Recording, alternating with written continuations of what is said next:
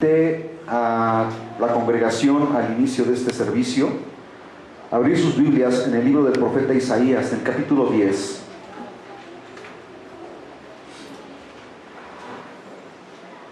Y lo leímos y quiero que lo volvamos a leer.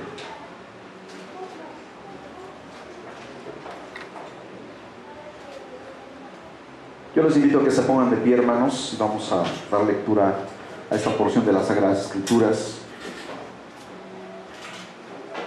Y dice así la palabra de Dios: ay de los que dictan leyes injustas y prescriben tiranía para apartar del juicio a los pobres y para quitar el derecho a los afligidos de mi pueblo, para despojar a las viudas y robar a los huérfanos.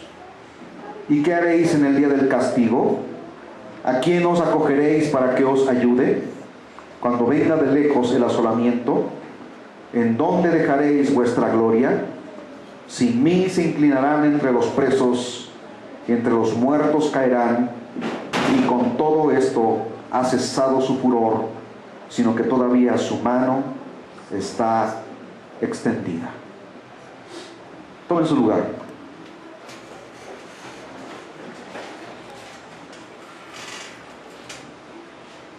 Esto va para todos los gobernantes, no nada más de México, sino de todo el mundo. Dice, ay de dolor, un ay de advertencia a todos los que dictan leyes injustas y prescriben tiranía.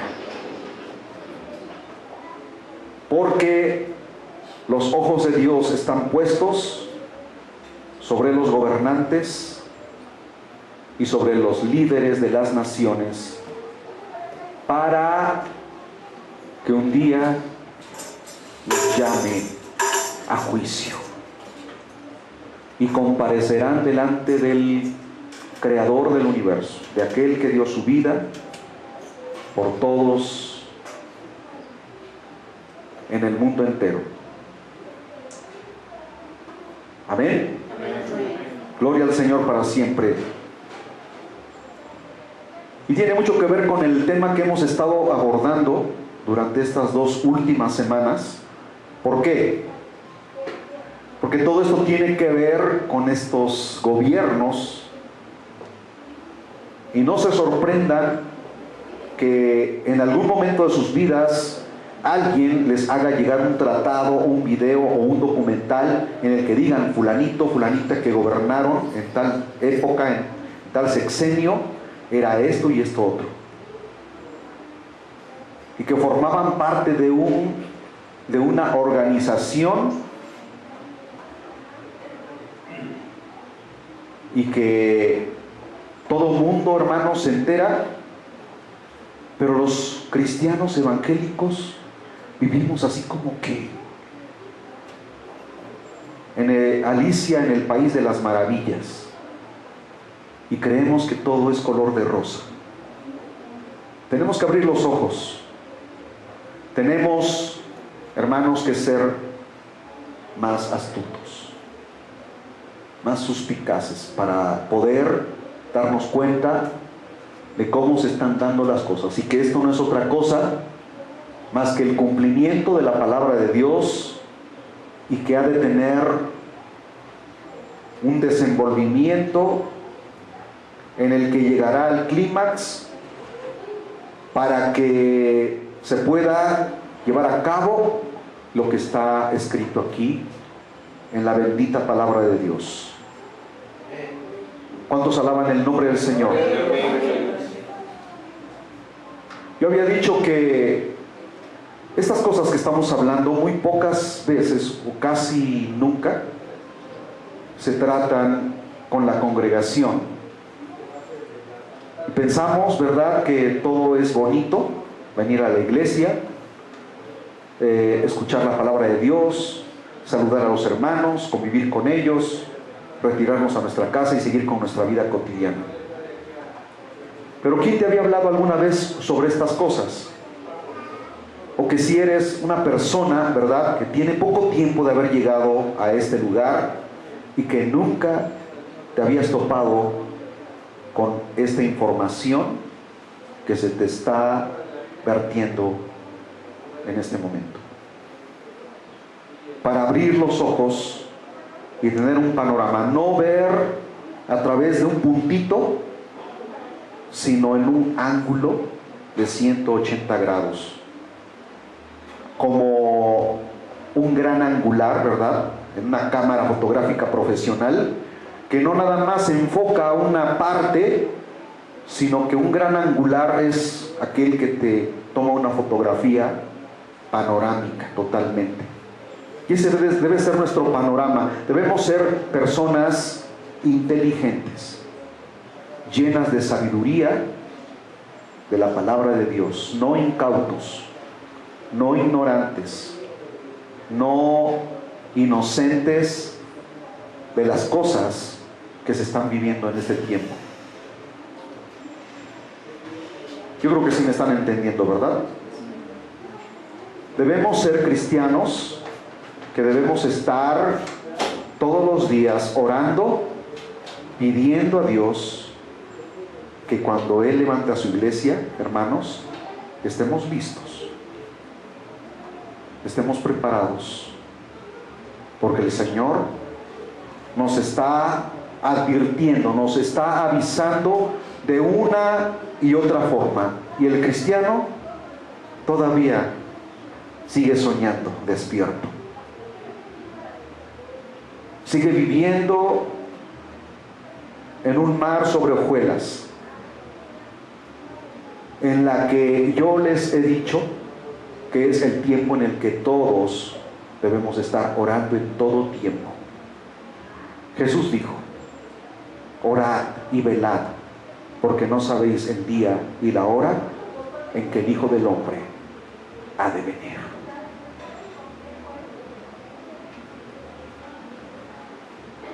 Este personaje del cual hemos estado hablando, que se dio en el siglo XVI, a principios del siglo XVI, dejó bien cimentadas las bases para que esto continuase, no por décadas, sino por siglos, incluso milenios. Porque ha habido una sabiduría diabólica que los ha instruido para escribir tales bases y engañar a todo el mundo.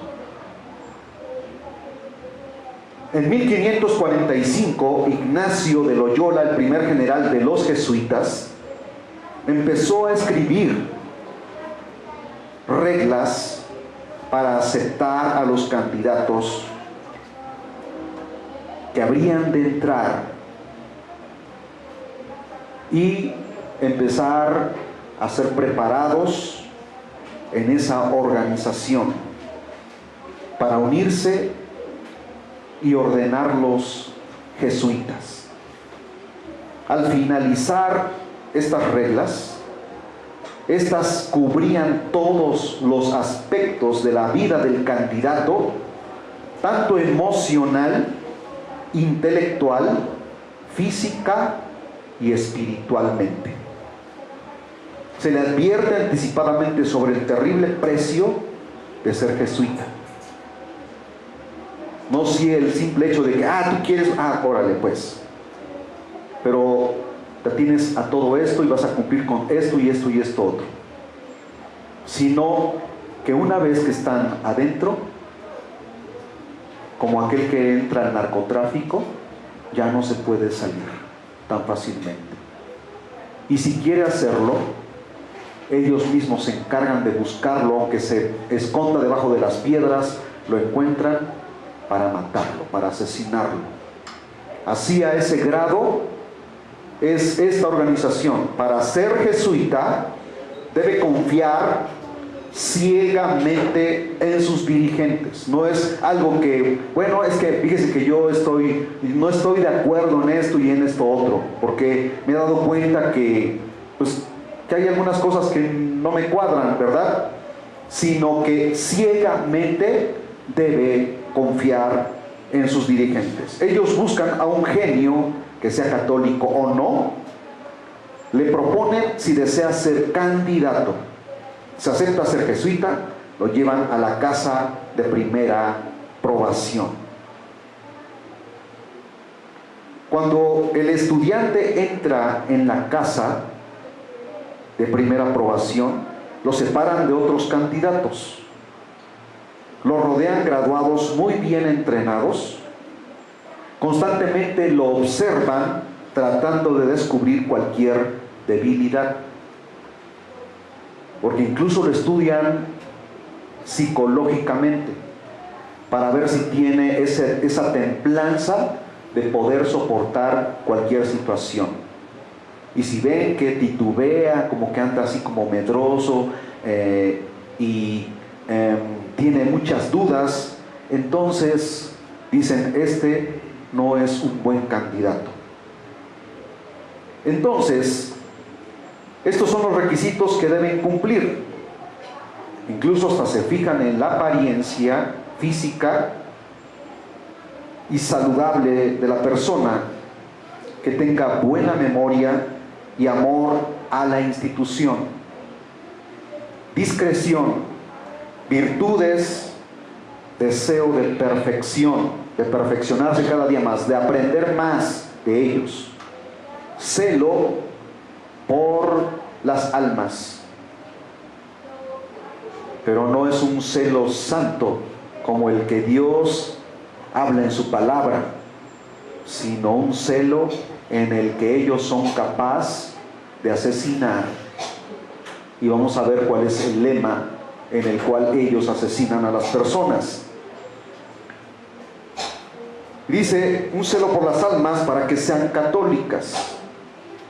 Deben tener por lo menos, fíjense a qué edad comienzan a prepararlos, a los 14 años de edad, para entrar, y a los 25 años convertirse en sacerdotes jesuitas, o sea, prácticamente parte de su niñez, su juventud, ¿verdad? A los 25 años se gradúan como sacerdotes jesuitas. En los próximos 10 a 14 años hacen un proceso de eliminación. Y existen diferentes clases. La primera clase son los profesos. Son guiados por sacerdotes jesuitas, hacen 4 votos. Uno de ellos es obediencia, el otro es de pobreza, el otro es de castidad y el otro es obediencia ciega al Papa.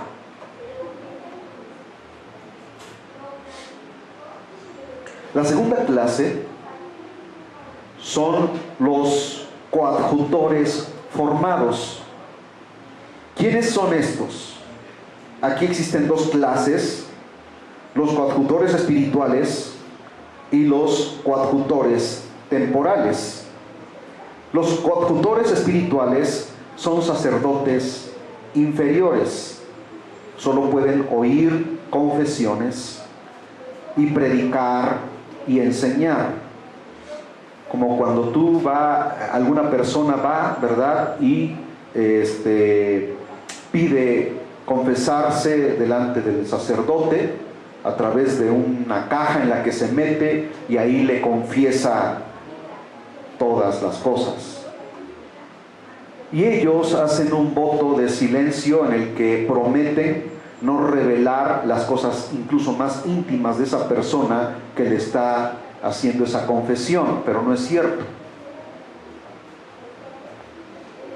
Más adelante vamos a ver que sí, ellos sacan a la luz y lo van y lo informan con los mayores para ver si hay alguna confabulación que se esté llevando a cabo y que ellos no lo saben. ¿De qué manera ellos se enteran? Con las personas que van y les confiesan. Por eso les llaman sacerdotes confesores, que escuchan las confesiones de las personas. Ahora, Estos son los coadjutores espirituales. Los coadjutores temporales son el nivel más bajo y sin ninguna autoridad. Trabajan como cocineros, guardianes. El lema de ellos es: cualquier cosa que hagan, dicen, para la mayor gloria de Dios. Así como en la época de la Inquisición, los inquisidores mandaban a la tortura y quemaban vivos a sus víctimas y decían: en el nombre de Dios. Vean nada más la tremenda blasfemia en la que ellos incurrían, porque creían que lo hacían agradando a Dios. Y dice la palabra de Dios en el Nuevo Testamento, dice: y aún, dice, aquellos que hacen maldad, dice, harán cosas terribles creyendo que agradan al Dios Todopoderoso. Yo no sé si tú lo has leído alguna vez. Entonces, dicen ellos, cuando son enviados, y dicen: lo hacemos para la mayor gloria de Dios. Sabemos perfectamente que eso no es verdad, porque Dios no aprueba tales cosas. Ahora, la tercera clase son los escolásticos aprobados. Estudiante que promete poner su futuro en las manos de su superior, el cual decide dónde quedará en el sistema, ya sea sacerdote jesuita o conserje.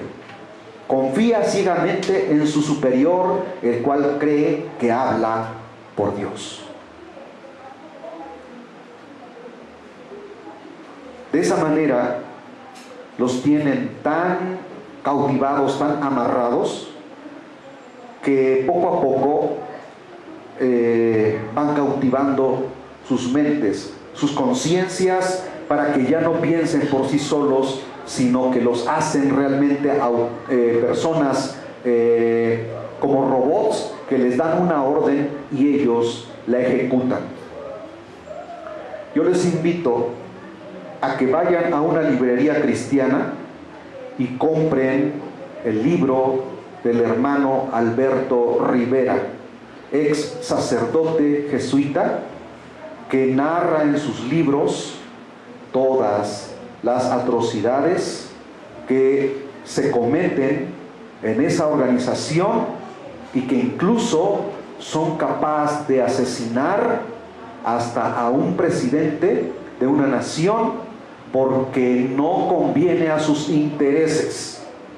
De ahí que ustedes no saben, y si lo saben, aquí se los reafirmo, que uno de los presidentes de México fue asesinado directamente por la orden dada por el Vaticano, y fue el presidente el candidato a la presidencia de la República, Luis Donaldo Colosio.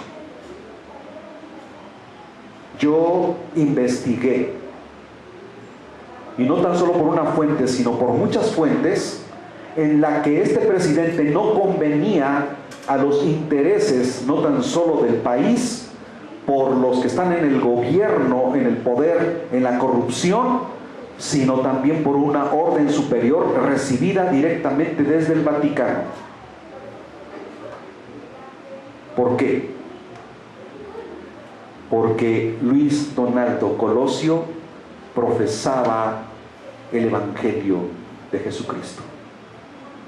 Él era cristiano y él tenía deseos. Ustedes vean sus videos y él habla y dice: yo veo a una nación con una enorme necesidad de justicia. No convino a sus intereses, dieron la orden para quitarlo del camino, porque era un estorbo para ellos. Incluso se han escuchado rumores que han intentado incluso asesinar a este candidato, también, que va en contra del sistema. Pero yo he visto en videos a cristianos, pastores, orando por este hombre. Y si no lo han asesinado, es porque hay alguien que lo está guardando. La cuarta clase, aún indiferentes, esta es la clase más baja, son los indecisos. No saben a dónde pertenecen, pero también deben confiar en su superior como si fuera su Dios. Y esperan hasta 14 años por su decisión. Su objetivo de ellos es, escuchen, ¿han oído hablar de los grupo élite de combatientes en el ejército? Por ejemplo, los Grand Marines de los Estados Unidos, que los entrenan de una manera tan estricta y que solamente de un grupo de unos 30, 40, solamente quedan 3 o 4 como los mejores. Exactamente lo mismo hacen aquí. Forman un equipo de élite, como si fueran los policías de la KGB de Rusia. Son espías, ellos entran a un lugar y ellos se hacen pasar como personas comunes y corrientes. Incluso entran a una congregación y ellos ponen atención y ellos dan información de cómo se encuentra esa iglesia, y si ellos se dan cuenta que es una iglesia que está fuerte espiritualmente, que hay una doctrina apegada 100% a la Biblia, ese es un foco para ellos, un foco rojo en el cual ellos reciben una orden y dicen: infíltrense y destrúyanmela. Yo he escuchado que muchas iglesias cristianas de una doctrina apegada 100% a la Biblia han sido desbaratadas, porque primero van, se infiltran, se hacen pasar por cristianos, se involucran en el ministerio, en la música, incluso hasta toman cursos y conviven con los hermanos por muchos años, pero no lo hacen de la noche a la mañana, sino toman la confianza incluso hasta del pastor y hasta llegan a predicar. ¿Saben por qué se los digo? Porque el ex sacerdote jesuita, el hermano Alberto Rivera, cuando él se convirtió al evangelio, él sacó a la luz y escribió todos esos libros. Y él da las citas bibliográficas en donde se encuentran esos datos que yo les estoy diciendo y que son fidedignos en el Vaticano. Entonces ellos forman su élite, los hombres más dedicados del mundo, que harán cualquier cosa por su general jesuita, sin cuestionar, sin pensarlo y sin titubear. Su objetivo jesuita es lograr que el mundo sirva al Papa por las buenas y por las malas. Ustedes se quedarán sorprendidos, pero esto no lo estoy inventando. Hace muchos años mi papá, cuando todavía predicaba la palabra, le llegaron unos tratados del Vaticano en el que el titular en la portada de ese folleto decía: la gran payasada. Y ahí se ve, ¿verdad?, cómo los grandes prelados, los de más alto nivel en el Vaticano, cometen grandes atrocidades en el nombre de Dios.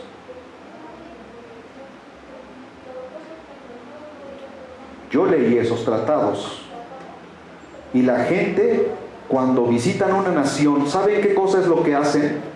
Y que eso tiene un significado y la gente no lo sabe.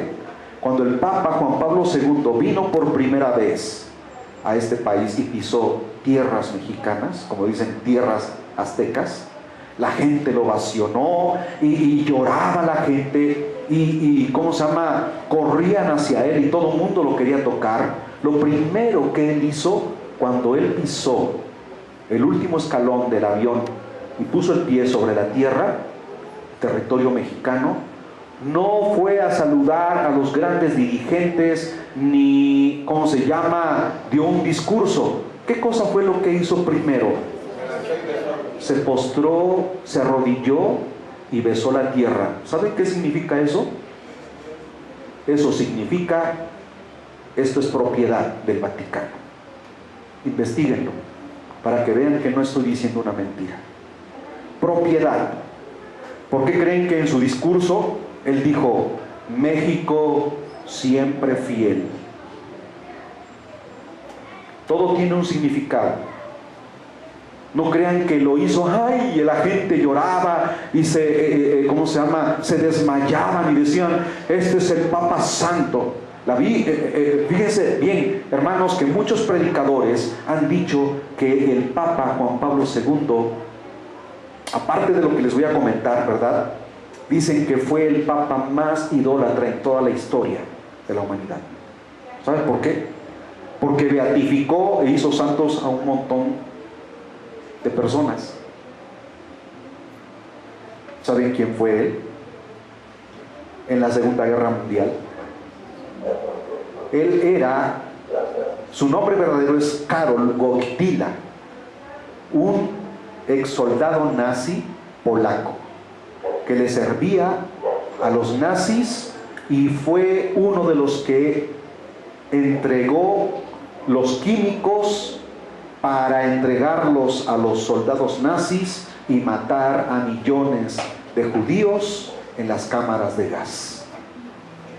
Esto no es un cuento para alardear y para, ¿cómo se llama?, sorprenderlos a ustedes. Yo tengo los tratados. Investiguen. Karol Wojtyła, conocido como Juan Pablo II, fue un asesino de judíos en la Segunda Guerra Mundial, pero es considerado a nivel mundial como el Papa Santo. ¿Qué dice aquí la palabra?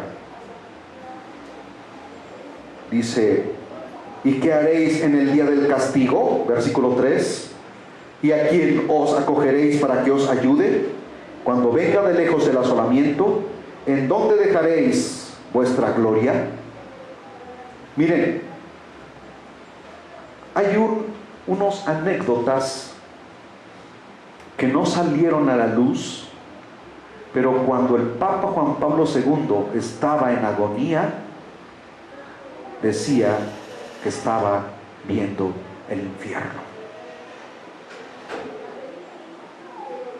Eso no lo sacan a la luz porque no les conviene. Pero ese hombre conocía la verdad y no la quiso practicar ni predicar, sino que siguió empeñado en sus mentiras. Le llegó el tiempo en el que tendría que dar cuentas y en sus últimos momentos de vida, él se veía en agonía, porque decía, me veo en el infierno. Aún tal era el poder político y religioso de este hombre, que muchos presidentes poderosos de los países más poderosos, entre ellos Estados Unidos, George Bush, hijo, fue y se postró delante del féretro de Juan Pablo II, porque esa es la orden que reciben, que vayan y obedezcan, porque si no, ellos reciben órdenes superiores para someter a una nación, no a un hombre ni a un pueblo, a una nación. A mí me gustaría que ustedes investigaran un poquito, váyanse un día a la biblioteca del Centro Cultural Universitario allá en Angelópolis. Entren a la biblioteca donde venden libros, hay sillones ahí, saquen un libro sobre la historia de los papas, siéntense ahí, no hay necesidad de que lo compren, les dan permiso de que tomen un libro de esos que venden, se sienten y lo lean, y se van a dar cuenta ahí de la historia de cada uno de los papas y las grandes atrocidades que cometieron en su gobierno religioso. Hay cosas tremendas. Incluso les puedo decir que hubo una ocasión en que se levantaron no uno, sino 2 y hasta 3 papas que se discutían el poder, se disputaban el poder.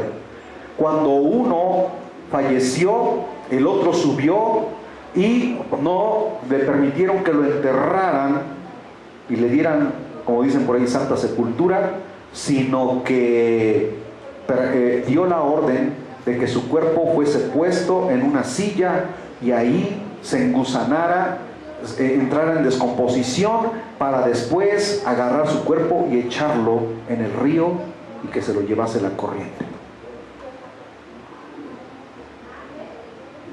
No les puedo mencionar el nombre de esos papas porque no los recuerdo, pero eso lo leí en ese libro. Es un libro así de grueso y de este tamaño.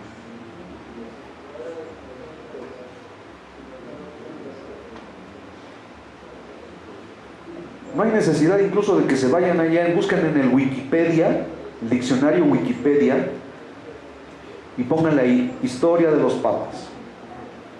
Les va a desplegar ahí un historial enorme para que ustedes conozcan quiénes fueron los santos padres, ¿verdad? Y que no recuerdo quién de ellos fue el que instituyó y estableció y dijo, a partir de ahora existe un purgatorio.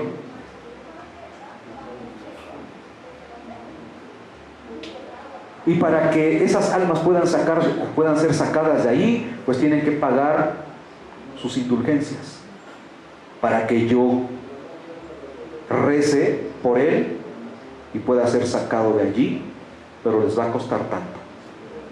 Incluso hasta por los que ya habían muerto. Y para que una persona no fuese ahí, ¿verdad?, tenía que pagar cierta cantidad, hasta por 10, 30, 40, 50 años, o ¿cómo se llama?, o un siglo, o 500 años, o 1000 años. Pero de acuerdo a los años, era el costo. Vean, hermanos, lo terrible, ¿verdad?, que esto no lo sabe la gente, pero aquí lo estamos sacando a la luz, para que ustedes conozcan. Entonces, no es solo una religión, sino una nación. Bueno, pero antes vamos a ver cuál es el objetivo. Entonces, forman una élite, los hombres más dedicados del mundo, que harán cualquier cosa por su general jesuita, sin cuestionar, sin pensarlo y sin titubear. Su objetivo jesuita es lograr que el mundo sirva al Papa por las buenas o por las malas. Ahora, no es solo una religión, sino una nación. ¿Saben ustedes que el Vaticano es un estado dentro de otro estado? Está Italia, ¿verdad? Y dentro de Italia está el territorio del Vaticano, en el que ellos tienen sus propias leyes, su propia moneda y toda una institución, ¿verdad?, gubernamental. Entonces, tienen su propia moneda y su banco internacional, sus propias corporaciones, cadenas de comunicación, propiedades a nivel mundial, y son los que manipulan las empresas más importantes establecidas en diferentes partes del mundo, y que algunas que incluso nos gusta consumir tanto a nosotros, ¿verdad? Ellos tienen el telescopio más poderoso. ¿Y saben cómo se llama ese telescopio que observa las estrellas? Lucifer. Así se llama el telescopio. La riqueza del Vaticano es vasta. El Vaticano controla a gobiernos, vean nada más, que no nada más es una institución en la que, ahora van a visitar a tal país, ¿verdad?, y ahí llegan. No, es porque ya tienen un convenio, ya saben que lo van a recibir porque lo tienen que recibir. Y si no lo reciben, se atienden a las consecuencias. Entonces controla gobiernos, a políticos, controla el sistema monetario, no nada más del Vaticano, sino global, de todo el mundo. Las enseñanzas o adicciones católicas, ¿cuáles son estas? Y que la gente, ¿verdad?, es seducida a esa situación porque no les hablan la verdad de la palabra de Dios. ¿Cuál es esa enseñanza o adicciones católicas? Bueno, le rezan a los santos y a María, no le claman a Jesucristo. María dicen que es la madre de Dios. Esa es una blasfemia. María fue la madre de Jesús hablando terrenalmente, pero Dios no tiene madre. Se escucha como una grosería, ¿verdad? Pero Dios, hablando, hermanos, en la deidad, en la eternidad, Él no tiene mamá. Jesús vino a nacer por medio de María y fue el instrumento, el vaso que Dios utilizó para que Jesús fuese encarnado.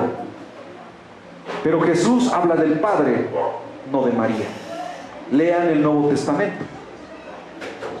Amén. Ahora, otra cosa que son las enseñanzas que dan: comer a Jesús en la hostia. Esa es una blasfemia,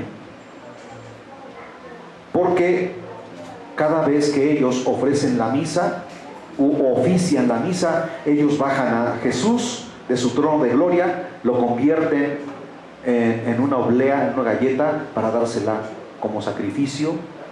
Y la palabra del Señor dice que Jesús ya no puede ser ofrecido en sacrificio ni una, ni dos, ni tres veces. Una sola vez se ofreció Él, y para siempre. Amén.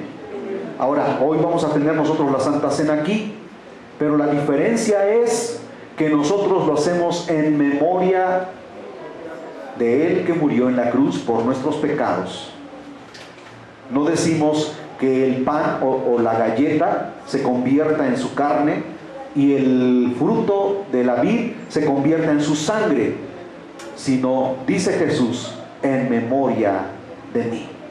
¿Qué significa en memoria? Recordando lo que Él hizo por nosotros en la cruz. Pero el sacerdote, él tiene, según, el poder de bajar a Jesús del cielo, convertirlo en la oblea o en la galleta y dársela de comer literal a la persona.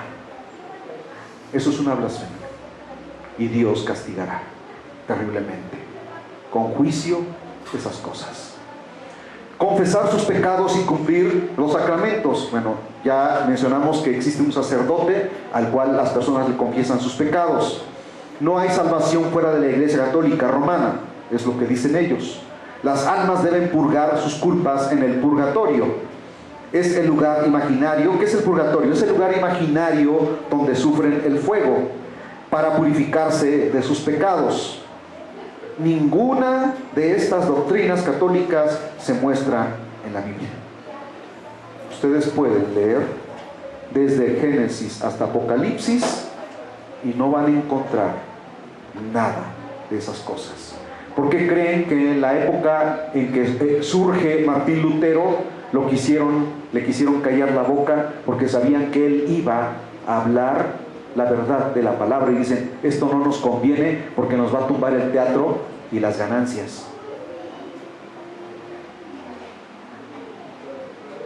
Ya no habría católicos que se dejasen influenciar por las mentiras. Por eso, durante todo ese tiempo estuvieron prohibidas las Biblias en los hogares, para que no se diesen cuenta de la verdad de la palabra de Dios. El catolicismo es una falsa maquinaria religiosa. Tiene un dominio y poder increíble. Sus miembros son engañados y cautivos por el gobernante de las tinieblas. Así, hermanos, literal.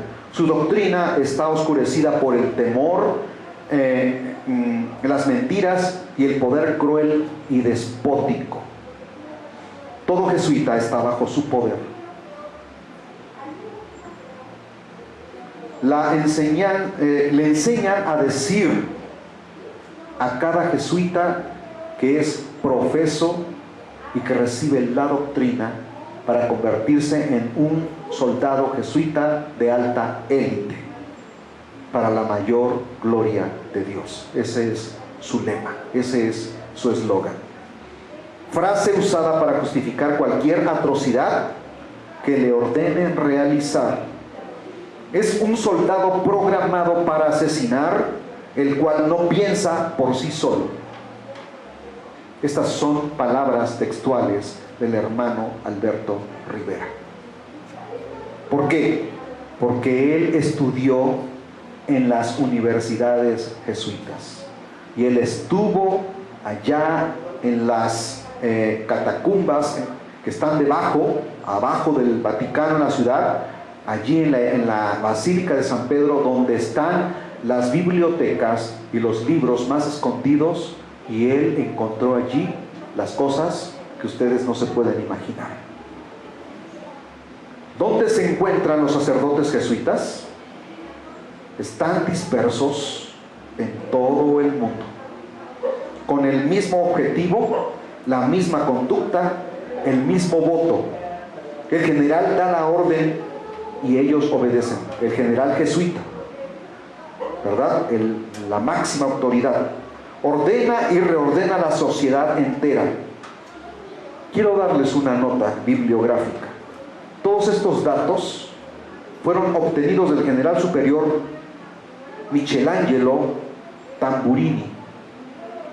Véase History of the Jesuits por Andrew Steinmetz, volumen 1, 1848, página 107.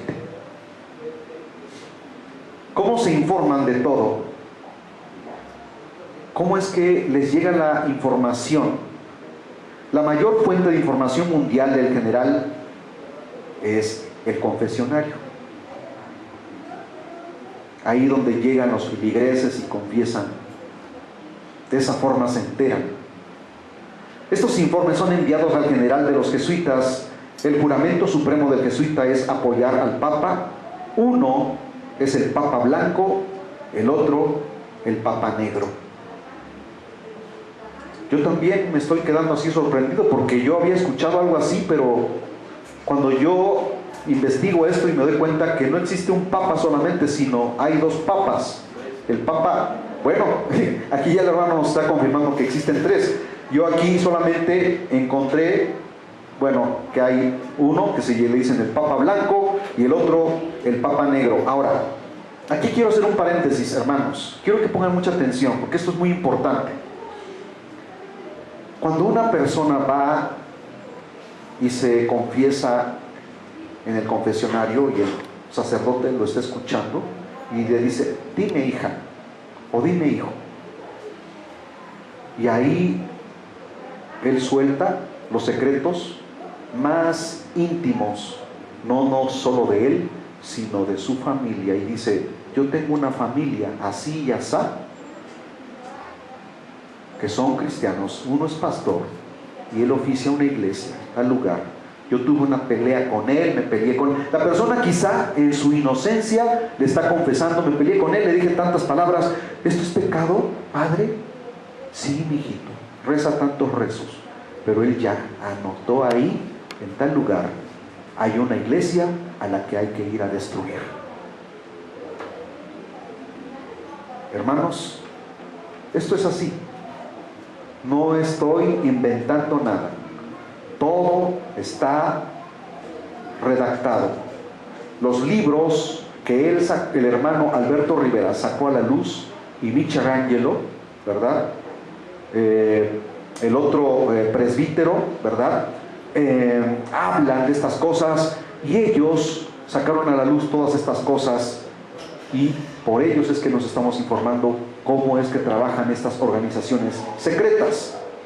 De tal manera que lo buscaron hasta que lo encontraron y no pararon hasta que lo asesinaron en el año del 1000. Yo vi anteriormente una fecha, ¿verdad? Me equivoqué, les pido disculpas. Fue el 25 de junio en 1997, cuando asesinaron al hermano. Cuando él se convierte al Evangelio, sale de esa organización huyendo porque lo buscaban para matarlo en toda Europa. Llegó a América del Norte, en Estados Unidos, ahí se refugió, pidió asilo y lo buscaron hasta que lo encontraron y lo asesinaron. ¿Quién es el Papa Blanco? Ante el mundo, parece que él gobernará el sistema católico romano. Toda la atención está enfocada en él. Y así lo vemos, ¿no? A través de los medios noticiosos, cuando aparece y habla, y aparece hasta allá arriba en la basílica, ¿verdad? Y a todo mundo saluda y todo mundo se espamienta, ¿verdad? Todo mundo lo aclama, la gente llora por él. Todos los líderes del mundo llegan a besar su anillo. ¿Qué significa besar el anillo papal? Que no nada más lo hacen ahora, sino lo hacían desde tiempos inmemoriales, desde la época de la Inquisición, la época medieval, la época oscura. ¿Qué significa besar el anillo del Papa? Significa lealtad, fidelidad al Papa. No porque lo hagan por respeto, porque lo aman mucho, porque dicen es el Santo Padre. No, es yo voy como presidente de una nación y beso el anillo, estoy declarando mi lealtad y mi fidelidad. Eso significa. No crean que lo hacen porque son muy educados. ¿Sí están entendiendo, hermanos? Amén. Entonces, el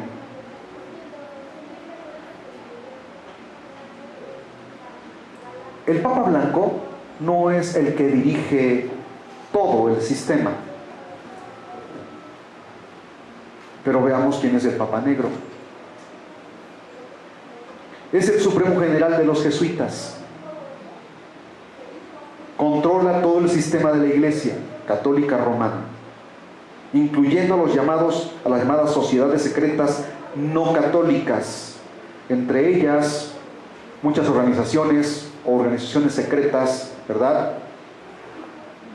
Como la masonería y los Illuminati.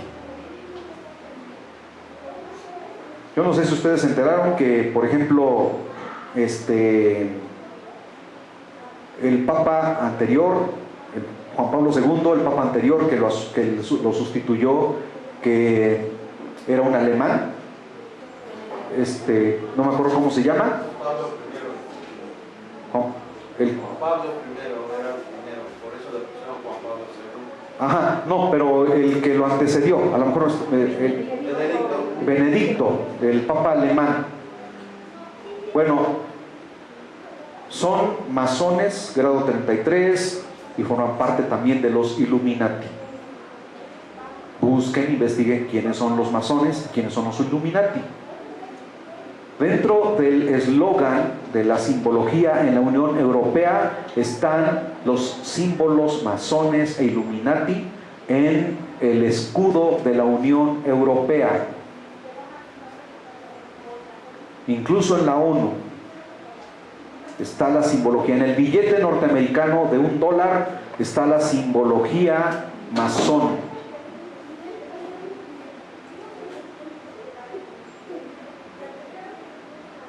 Ahora, incluye también a las llamadas sociedades secretas no católicas, ya los mencionamos, la política mundial, y supervisará la venidera Inquisición. Escuchen lo que acabo de decir, hermanos.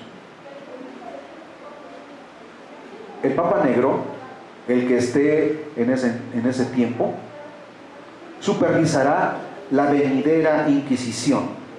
Si ustedes creen que la Inquisición ocurrió en la época medieval y creen que eso ya quedó en la historia, lo van a implementar cuando aparezca el anticristo.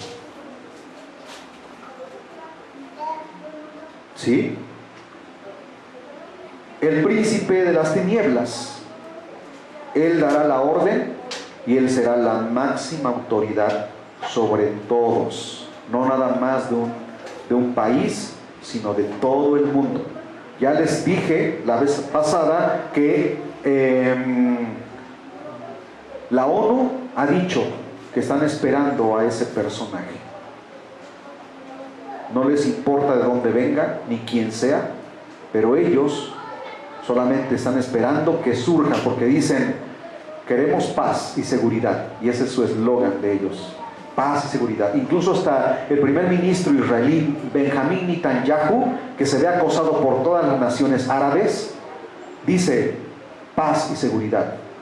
George Bush, padre e hijo, dijeron paz y seguridad. Obama dijo paz y seguridad. El que hoy está también proclama paz y seguridad, y dicen: no hay paz en el mundo, necesitamos un gobierno mundial. La Biblia lo dijo hace 2000 años atrás, y hace más de 3000 años con los profetas. El ex sacerdote jesuita Alberto Rivera y el presbítero Stuart Codeward Barbelón guiaron a los libros llenos de esta información. Ellos sacaron a la luz para que la gente conociese estas cosas tan secretas, tan íntimas del Vaticano. Alberto dijo que ningún asesinato se lleva a cabo sin el conocimiento y autorización del general de los jesuitas. Si alguien se brinca esa autoridad, el mismo que forma parte de ellos es mandado a asesinar por otro superior. Lo desaparecen sobre la faz de la tierra. Ahora, la meta de los jesuitas es todos los países sean católicos, que todos los países en el mundo se conviertan al catolicismo romano. Los únicos que no parecen saberlo son los evangélicos protestantes. O sea, lo que les acabo de decir, vivimos entre azul y buenas noches, entre miel sobre hojuelas. El hermano Alberto Rivera en su libro escribe que él no destruyó una iglesia evangélica en Europa. Fueron más de 3 o 4 iglesias cristianas evangélicas en la que él secretamente se introdujo, se hizo pasar por cristiano y las destruyó por orden del general jesuita. Pero nosotros vivimos, ¿verdad?, así como que no pasa nada.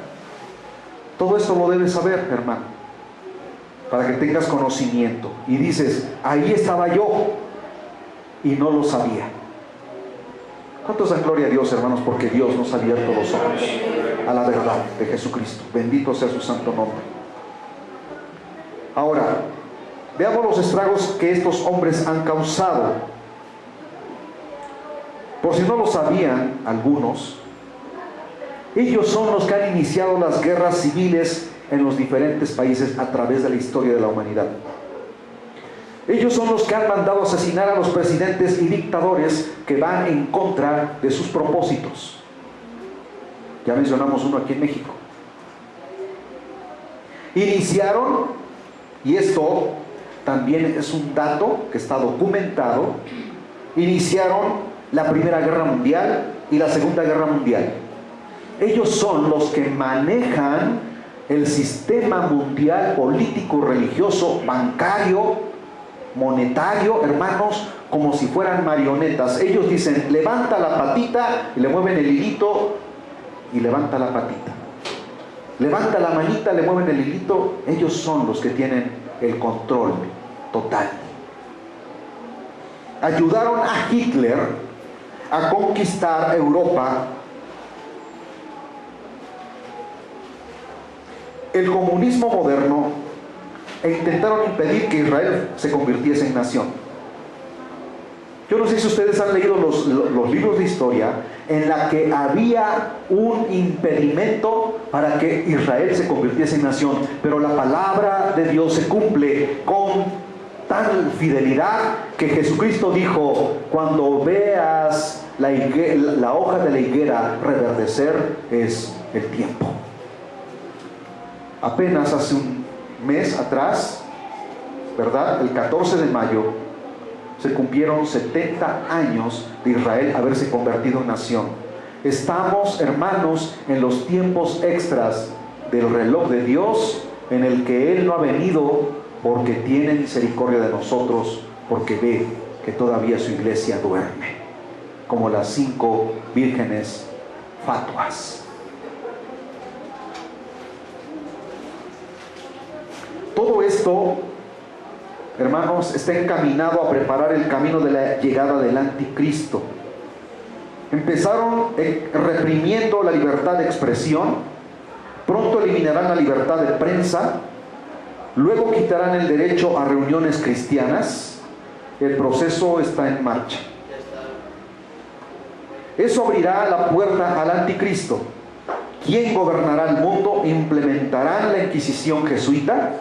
La máquina de tortura será aplicada a todos los que se nieguen a poner el sello de la bestia, que habla Apocalipsis capítulo 13, versículo 7. Vamos a esa parte de la Biblia, ya estamos casi terminando, hermanos, pero vean hacia dónde desembocó todo esto, hacia dónde, hermanos, se dirigió todo esto y cómo Satanás ha venido dándole cauce de tal manera que cumpla sus propósitos diabólicos. Dice Apocalipsis 13:7, y se le permitió hacer guerra contra los santos y vencerlos. También se le dio autoridad sobre toda tribu, pueblo, lengua y nación. O sea, Él tendrá el poder y la autoridad para destruir y asesinar a quien Él le plazca. ¿Cuál será el final de este organismo? Al final, la palabra de Dios da una profecía, hermanos, en el que este sistema acabará y llegará su tiempo final. La palabra de Dios nos dice en Apocalipsis 17, versículos del 1 al 6. Vayamos a esa parte de la palabra. Apocalipsis 17, 1 al 6 dice: vino entonces uno de los 7 ángeles que tenía las 7 copas y habló conmigo diciéndome: ven acá y te mostraré la sentencia contra la gran ramera, la que está sentada sobre muchas aguas. ¿Qué significa la gran ramera que está sentada sobre muchas aguas? La palabra de Dios nos da referencias, nos dice que el Vaticano está sentado sobre 7 montes y sobre muchas aguas. ¿Qué representa las aguas? Todas las naciones, tanto europeas, que están alrededor del Mediterráneo, y las del continente americano, en todo el mundo, ¿sí? Con la cual han fornicado los reyes de la tierra. Y ustedes lean los libros de historia y se darán cuenta que todos los reyes de la historia fueron gobernados por el Papa, y él quitaba y ponía, y fornicaron, haciendo cosas atroces, terribles, y los moradores de la tierra se han embriagado con el vino de su fornicación. Y me llevó en el espíritu al desierto, y vi una mujer sentada sobre una bestia escarlata, llena de nombres de blasfemia, que tenía 7 cabezas y 10 cuernos. 7 cabezas simboliza poder, ¿sí? Y 10 cuernos también simboliza autoridad. Y la mujer estaba vestida de púrpura y escarlata. ¿Y cómo se visten los sacerdotes de alta élite en el Vaticano? ¿No se visten de púrpura y escarlata? Dice, y adornada de oro, y como sus mitrales que se ponen y sus collares son de oro macizo, y adornada de oro, de piedras preciosas y de perlas, y tenían en la mano un cáliz de oro lleno de abominaciones y de la inmundicia de la fornicación, y en su frente un nombre escrito, un misterio: Babilonia la grande, la madre de las rameras y de las abominaciones de la tierra. Y no ha abominado, no ha contaminado toda la tierra. ¿Sí? Vi a la mujer ebria de la sangre de los santos, y no los asesinó en la Santa Inquisición. No se embriagó con la sangre de los cristianos, hermanos. Dice, y de la sangre de los mártires de Jesús. Y cuando la vi, quedé asombrado con gran asombro. Y el ángel me dijo: ¿por qué te asombras? Yo te diré el misterio de la mujer y de la bestia que la trae, la cual tiene las 7 cabezas y los 10 cuernos. Aleluya. Dios profetiza la destrucción de este sistema corrupto. Apocalipsis 18, versículos del 1 al 10. Dice: después de esto vi a otro ángel descender del cielo con gran poder, y la tierra fue alumbrada con su gloria. Y clamó con voz potente diciendo: ha caído la gran Babilonia, y se ha hecho habitación de demonios y guarida de todo espíritu inmundo y albergue de toda ave inmunda y aborrecible, porque todas las naciones han bebido del vino del furor de su fornicación, y los reyes de la tierra han fornicado con ella, y los mercaderes de la tierra se han enriquecido de la potencia de sus deleites. Y oí otra voz del cielo que decía: salid de ella, pueblo mío, para que no seáis partícipes de sus pecados y recibéis parte de sus plagas. O sea, que incluso dentro del sistema, o sea, gente viviendo ahí que no forman parte de ellos, dice: salgan de ahí porque este sistema va a ser destruido, ¿sí? Gente cristiana, gente que ha creído en el Evangelio de Jesucristo, porque sus pecados han llegado hasta el cielo y Dios se ha acordado de sus maldades. Dadle a ella como ella os ha dado, y pagadle doble según sus obras. En el cáliz que ella preparó bebida, preparadle a ella el doble, o sea, doble condenación, doble castigo. Cuando ella se ha glorificado y ha vivido en deleites, tanto dadle de tormento y llanto, porque dice en su corazón: yo estoy sentada como reina y no soy viuda y no veré llanto, por lo cual en un solo día vendrán sus plagas, muerte, llanto y hambre, y será quemada con fuego, será destruida con fuego. Dice: porque poderoso es Dios el Señor que la juzga, y los reyes de la tierra que han fornicado con ella y con ella han vivido en deleites llorarán y harán lamentación sobre ella cuando vean el humo de su incendio, preparándose lejos por el temor de su tormento, diciendo: ay, ay de la gran ciudad de Babilonia, la ciudad fuerte, porque en una hora vino tu juicio. Llegará su destrucción. Este sistema será destruido por Dios. Aleluya. En Apocalipsis capítulo 19, versículos del 1 al 3, culmina con el juicio y destrucción del Vaticano. Dice: después de esto oí una gran voz de gran multitud en el cielo que decía: aleluya, salvación y honra y gloria y poder son del Señor Dios nuestro, porque sus juicios son verdaderos y justos, pues ha juzgado a la gran ramera que ha corrompido a la tierra con su fornicación, y ha vengado la sangre de sus siervos de la mano de ella. Otra vez dijeron: aleluya, y el humo de ella sube por los siglos de los siglos. Quiere decir que todos los que formaron parte de este sistema irán a un infierno eterno. Por eso dice: y el humo del tormento de ellos subirá. La palabra aquí, hermanos, que habla la Biblia cuando dice por los siglos de los siglos, denota eternidad. Y la verán a lo lejos y dirán: ¿quién como la gran Babilonia, como el gran Vaticano? El esplendor, la gloria, la magnificencia, la ostenticidad de esta ciudad acabó en un solo día. Así como ellos han hecho cosas terribles y espantosas, Dios les tiene reservado el más terrible juicio. Una de las cosas, hermanos, que yo quiero hacer énfasis en esta tarde es que tú y yo no estemos afanados en las cosas de este mundo, sino que estemos esperando la promesa gloriosa que por muchos años, a través de la historia, hermanos, la iglesia ha vivido. Fíjense que aún cuando el Señor Jesucristo acababa de subir al Padre y se sentó a la diestra del Padre, ya los primeros cristianos en el primer siglo de la cristiandad ya predicaban el arrebatamiento de la iglesia. Eso está en la Biblia. ¿Cuántos años han pasado? Para Dios, si han pasado 2000 años, dice, porque para Dios 2000 años es como un día, y un día como 1000 años, que pasan como una noche y un día común.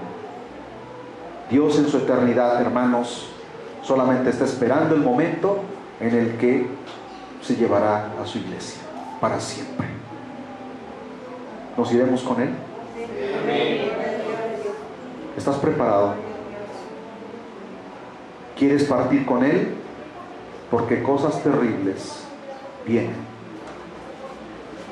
a la humanidad. Y el que ha de asumir el poder, yo no quiero que tú lo veas a través de los medios de comunicación y digas, ay, sí, el hermano Gabriel tenía razón, y lo veas en las pantallas gigantescas hablando y dando su discurso. Porque si lo ves, entonces es seguro que te quedaste. No esperes ese momento. Más bien, dile, Señor, Señor, yo no quiero ver a ese hombre, yo quiero ver tu rostro allá, arriba. Te quiero ver a ti, Señor. Quiero contemplar tu gloria, tu poder, tu magnificencia. Pronto un pueblo se va. ¿Estás preparado? Ponte de pie.